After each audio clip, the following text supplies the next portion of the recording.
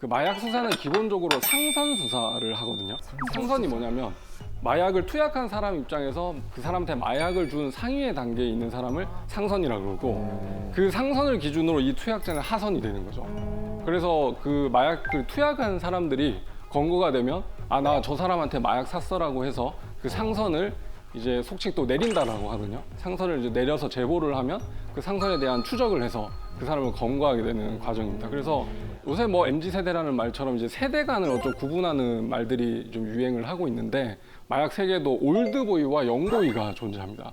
그 OB와 YB가 하는데 이 사람들의 어떤 그 범행 수법이 완전 다르기 때문에 검사로서 수사할 때도 그 접근 방법이 다르거든요. 올드보이 분들은 이제 연령대가 한 40, 50대 분들이죠. 대면 거래를 원하세요.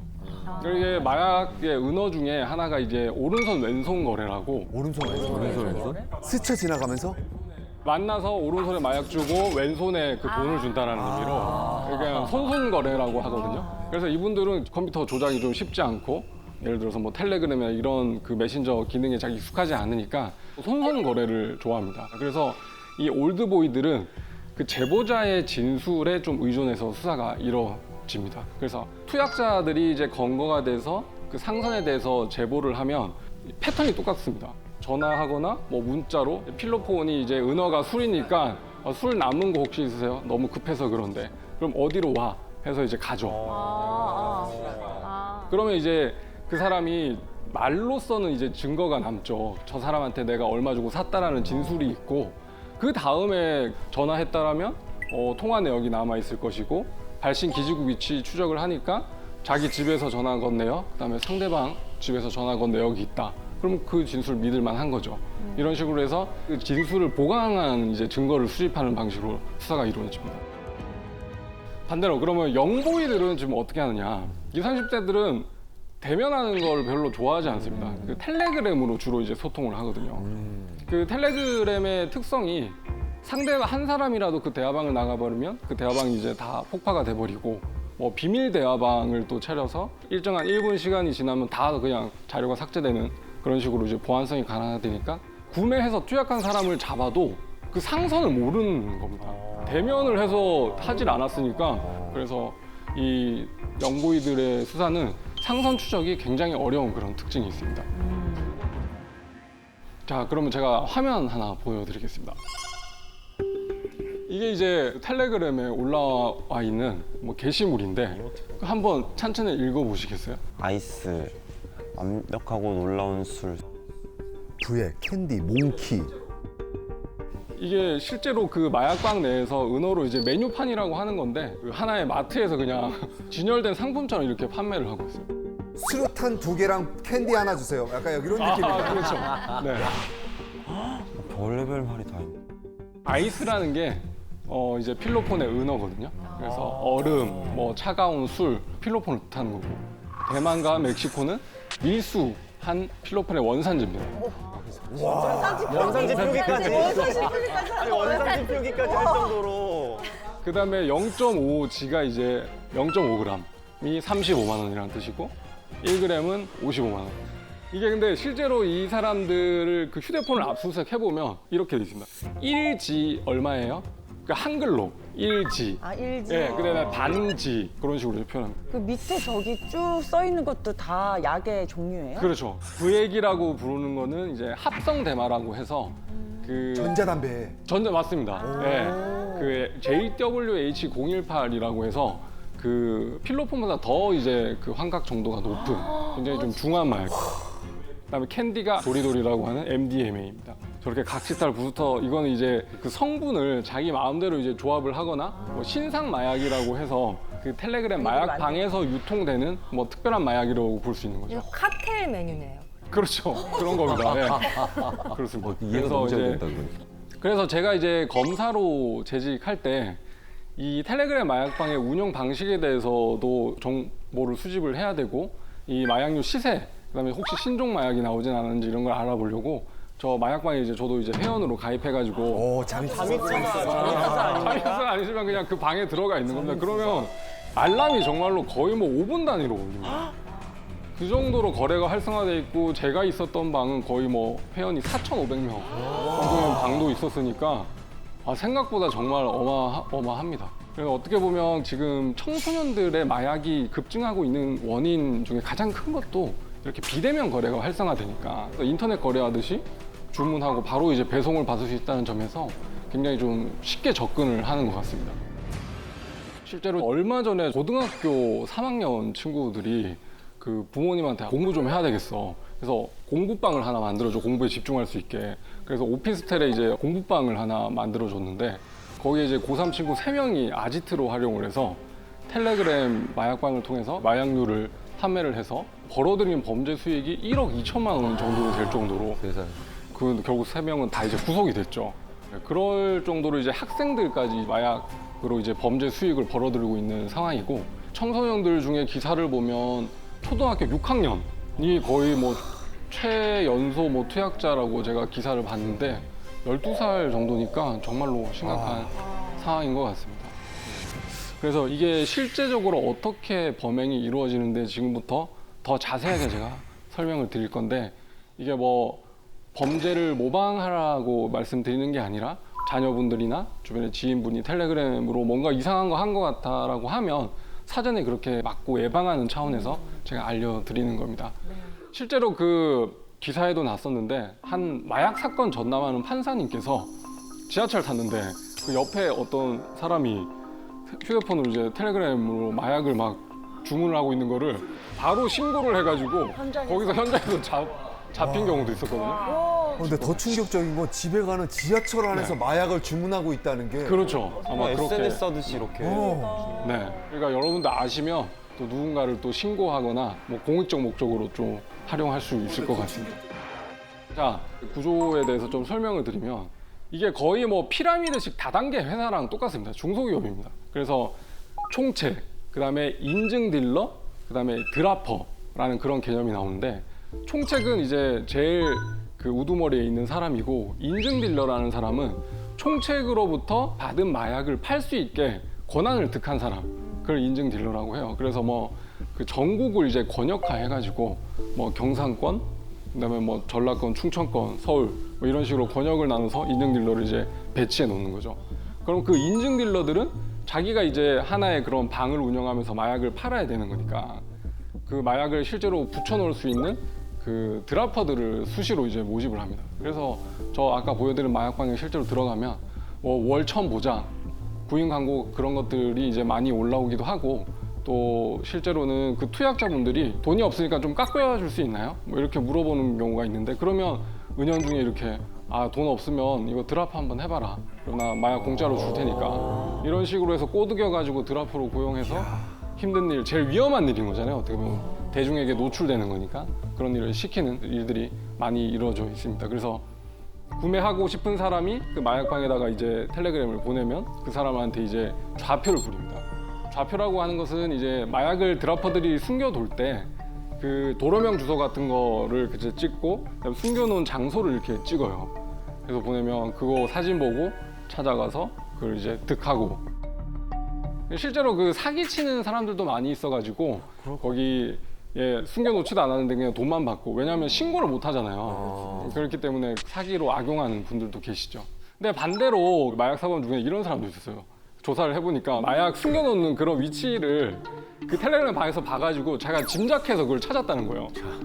물론 뭐 거짓말일 수도 있겠지만 충분히 그럴 수 있다는 생각이 들었습니다. 진짜 그럴 수 있겠다.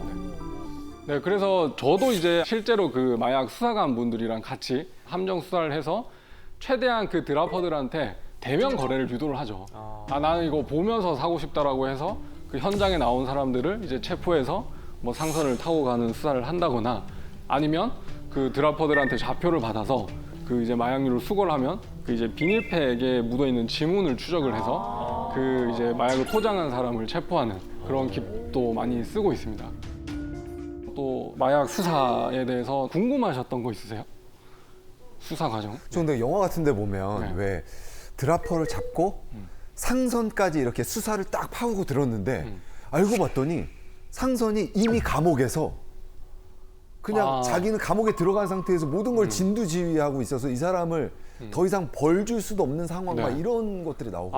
그럴 수도 있습니다. 실제로 뭐 세간에 화제가 됐던 그 아시아 마약왕 사건이라는 필리핀. 그 이런 거 보면 필리핀 교도소 안에서 한국의 그 사람들을 이제 지휘해서 텔레그램 마약방을 운영하는 사례도 있을 정도로 그러면 더 줘야 되지 않나요? 그 성량을. 형량을? 형량을 더 줘야죠. 필리핀에서 처벌받은 걸로 아는데 어마어마한 형을 받은 걸로 알고 있습니다.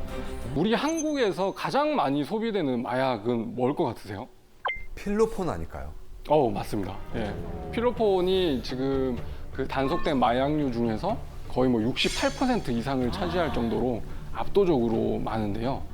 제 개인적으로는 그 필로폰이 중독이 너무 심하고 그 인간의 노력으로는 이제 끊을 수 없다는 걸 제가 여러 마약 사범들 인터뷰하면서 많이 느꼈죠. 제가 이제 만났던 그 피의자 중에 이런 사례도 있었습니다.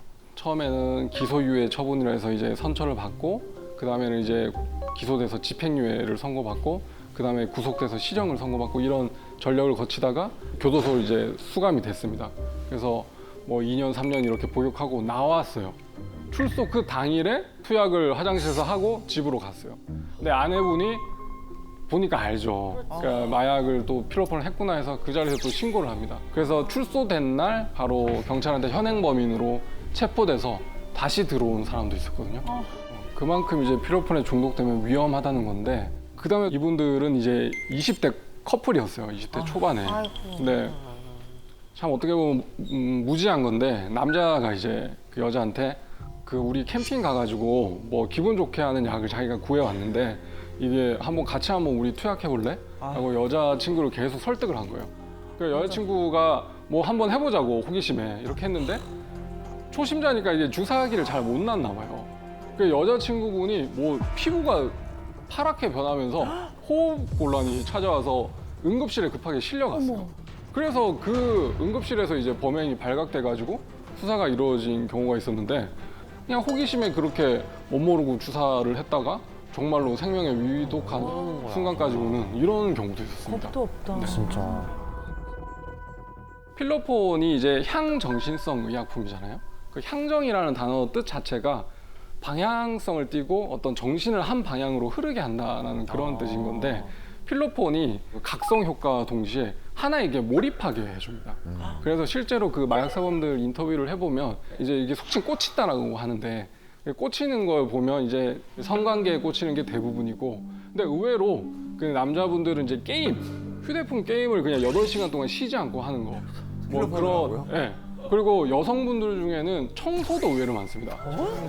그 필로폰을 투약하고 난 다음에 8시간 동안 밀린 집안일 같은 걸 하는 거죠. 얼마나 깨끗하게 하시려고. 실제로 제가 물어보니까 평소에는 하기 싫다가 이렇게 딱 투약을 하고 나면 그 각성 효과로 말끔하게 청소하는 그게 너무 기분이 좋았다고. 그 다음에 또 수다가 있어가지고 네, 그래서 같이 이제 투약을 하고 동성끼리 8시간 동안 이제 수다 떨고 뭐 전화하는 그런 사람도 있다고 합니다. 저는 막 그런 얘기 많이 들었어요. 먹는 거. 먹는 거. 네, 과자 한 봉지 이만한 거를 뭐 그렇습니다. 다 먹었다. 예, 그렇죠.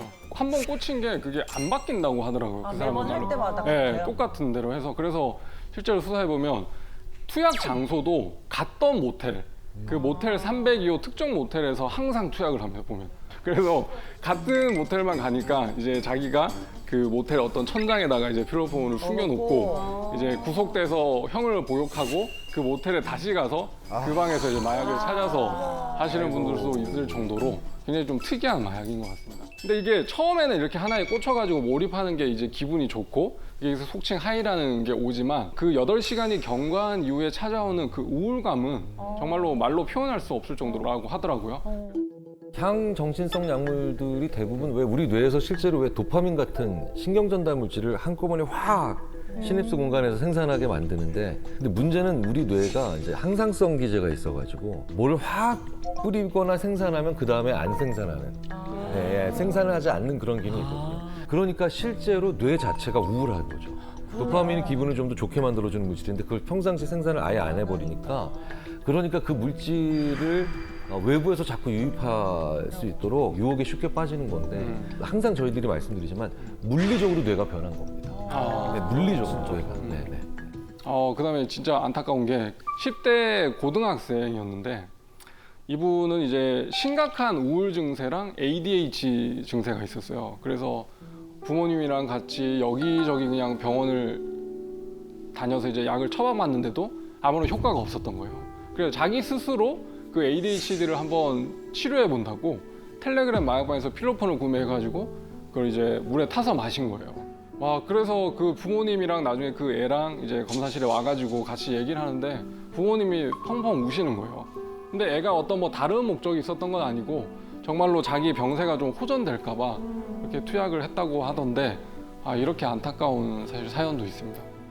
이게 그 ADHD가 한 가지 이제 집중을 못하는 증상이라고 하면 반대로 메스암페타민, 필로폰은 한 가지 이제 집중을 하게 하는 거지 않습니까? 그러니까 그래서 사실 미국에서는 이 메스암페타민과 비슷한 그 화학 구조를 가진 암페타민을 병원에서 처방받으면 그거 약을 복용을 할 수가 있습니다. 근데 한국에서는 금지가 돼 있어요. 그래서 그 해외에 유학하는 학생들이 이제 비행기 타고 이제 그 약을 들고 오다가 암페타민 밀수로 이제 입건이 되는 경우도 있어요. 그래서 그럴 때는 어떻게 돼요? 그거 어떻게 해요? 그렇게 되면 이제 미국에서 병원에서 처방받은 내역을 이제 검사실에 제출을 하면 그런 걸 잘 참작을 해서 중형으로 이제 처벌하지는 않습니다. 그럼 그 암페타민은 중독성이 없어요? 있죠. 그래서 미국 사회에서도 공부 잘하면 약이라는 그런 약으로 암페타민을 손쉽게 처방하는 거에 대해서 굉장히 경각심을 가져야 한다고 하는 목소리도 있다고 합니다. 네. 그럼 여러분이 생각하시기에 가장 위험한 마약은 뭐라고 생각하세요? 제 주위에 외국인 친구가 있는데 우리나라 분들보다 마약에 대해서 많이 접하는 그렇죠. 경우가 많잖아요. 그래서 그때 친구가 말한 게 펜타닐 같은 거는 진짜 위험하다. 위험하죠. 네. 굉장히 강력한 마약성 진통제거든요. 펜타닐 같은 경우는 헤로인이라는 마약의 100배에 달할 정도로 얼마나 이제 그 강력한지 그게 처방이 패치 형태로 돼요. 그래서 아플 때마다 뭐 허리 쪽이나 뭐 이런 데다 붙이는 거거든요. 아주 작은 패치를. 피부를 통해서 서서히 흡수되게 할 정도로 강력한 마약인데 이제 그 펜타닐 이제 사용하는 친구들은 그걸 이제 가늘게 잘라서 불에 태워서 발생하는 연기를 이제 흡입하는 방식으로 투약을 하게 됩니다. 이게 한때 한국에서 이제 미국에서 유학한 그런 20대 래퍼들 사이에서 유행처럼 번졌고 래퍼를 꿈꾸는 그런 20대 청소년들 사이에서 이제 더 청년들 사이에서 문제가 됐었죠. 음원 막 수십 개 낼 정도로 유명한 래퍼인데 이제 제가 검사실에서 조사를 한번 해봤었는데 주변에서 이렇게 안 하는 사람이 없으니까 이게 죄의식 없이 이렇게 투약을 했다고 하는데 근데 이게 특징이 펜타닐은 이게 커뮤니티가 형성돼 있다 보니까 주변에 이렇게 나눠줘요. 그래서 그 사람한테 공짜로 친구들한테 나눠주거나 아니면 공짜로 줬다가 뭐 고마우니까 돈을 받았어요. 그러면 이게 펜타닐, 뭐 수수나 매매, 판매 범행으로 처벌될 수가 있는데 이 판매 범행이 마약류 관리에 관한 법률에 따라서 무기징역 또는 징역 5년 이상의 처벌에 그 법정형이 규정돼 있어서 벌금형이 없어요. 어떻게 보면 사형 빼고는 살인죄랑 이제 법정형이 똑같은 건데 그 정도로 중하게 처벌받기 때문에 주변 사람한테 나눠주는 것도 굉장히 경계를 하셔야 됩니다. 이 펜타닐 수사를 하다 보면 이게 그 사람들 커뮤니티 내에서는 잘 뚫리는 병원이 있는 거예요. 그래서 얘들아 이 병원 가면 이거 묻지도 않고 따지도 않고 그냥 처방해 주니까 그 병원 가. 그래서 그 의사분한테 면을 트고 심지어 이제 전화로 선생님 그때 저 그 처방받았던 환자인데 처방전 택배로 혹시 받을 수 있을까요? 해서 택배로 보내주기도 하고 그래서 그런 의사분들도 수사 대상에 올라서 처벌될 수도 있다는 거 그런 것도 굉장히 이 펜타닐의 특징입니다. 이 펜타닐 뭐 투약해서 중독되는 것도 위험하지만 주변 사람한테 나눠주는 것도 굉장히 경계를 하셔야 됩니다. 그리고 마약류 통합관리 시스템이라는 그런 단속 시스템이 있거든요. 이게 뭐냐면 병원에서 이제 의사분들이 그 진통 목적으로 이제 향정신성 의약품, 뭐 프로포폴 같은 거를 이제 처방하고 그 사용량과 재고량을 거의 뭐 실시간으로 이렇게 마약류 통합관리 시스템에다가 기재를 잘 해야 됩니다. 그러면 그 시작처에서 그 자료를 이제 모니터링을 하거든요. 그래서 그 배우 사건 같은 경우에도 누군가 이름을 딱 특정해가지고 조사한 게 아니라 어떤 사람이 병원을 단기간에 여러 군데 이제 옮기면서 이제 투약을 하는 패턴이 발견이 되니까 이제 식약처에서 수사기관에 수사 의뢰를 한 겁니다. 이거 약간 좀 마약류 통합관리 시스템이 굉장히 잘 되어 있습니다.